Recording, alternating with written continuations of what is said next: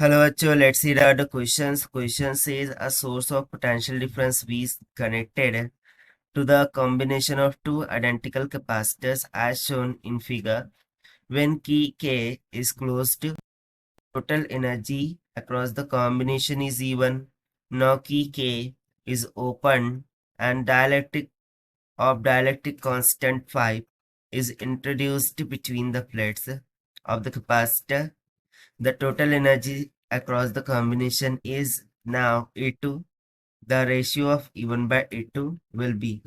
So यहाँ पर आप देख सकते हैं दो कैपेसिटर्स है, उनको स्विच के द्वारा पैरेलली कनेक्ट कर दिया जाता है अक्रॉस द वोल्टेज सप्लाई भी. सो इनिशियल में जब स्विच को क्लोज किया जाता है तो उस टाइम पर एनर्जी है E1 के बराबर. उसके बाद में की को ओपन करके डाइलेक्ट्रिक कांस्टेंट के को इंसर्ट करने के बाद एनर्जी स्टोर की जाती है, वो है E2. सो हमें एनर्जी का रेशियो निकालना है. तो स्टार्ट करते हैं हम सोल्यूशन से, but before of its talk about the key concept which we are going to use here for this question. So since we remember that the formula of energy stored by capacitor is given by E is equals to 1/2 C equivalent times of V square. So इसी फॉर्मूले का हमें यहाँ पर use करना होगा. सो ये तो हो गया एनर्जी के बारे में. Now the second thing we will talk about the capacitor connected in parallel.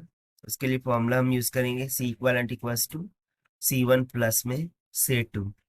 So as per the question यदि हम यहाँ पर देखें तो दो सिचुएशंस हमें दिख रही है. सो हम सबसे पहले तो बोलेंगे when switch is closed. So switch is closed.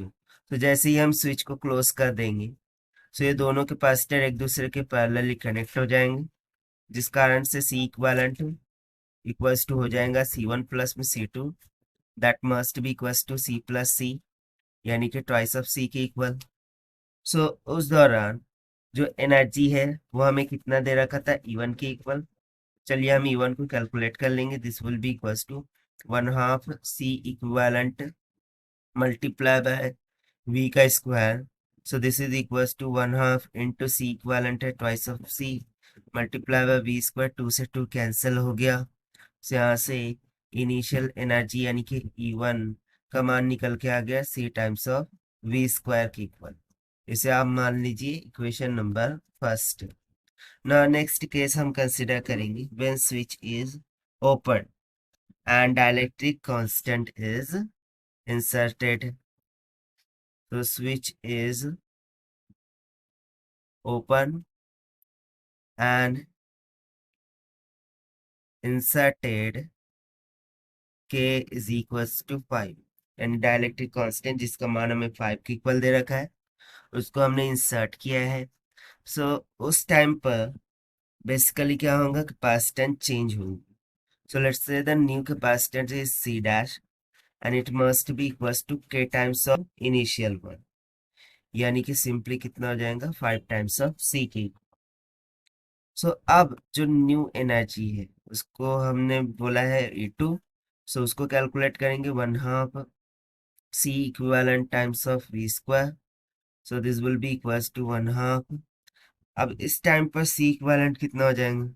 सो देखिए 5 टाइम्स ऑफ C हो रहा है.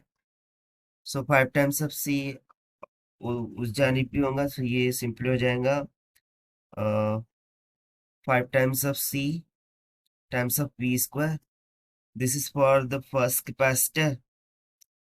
देन प्लस ऑफ ना एनर्जी को यदि हम चार्ज के फॉर्म में लिखे तो उसका फॉर्मूला होता है Q square divided by twice of C के, जहां पर चार्ज का फॉर्मूला होता है C टाइम्स ऑफ V.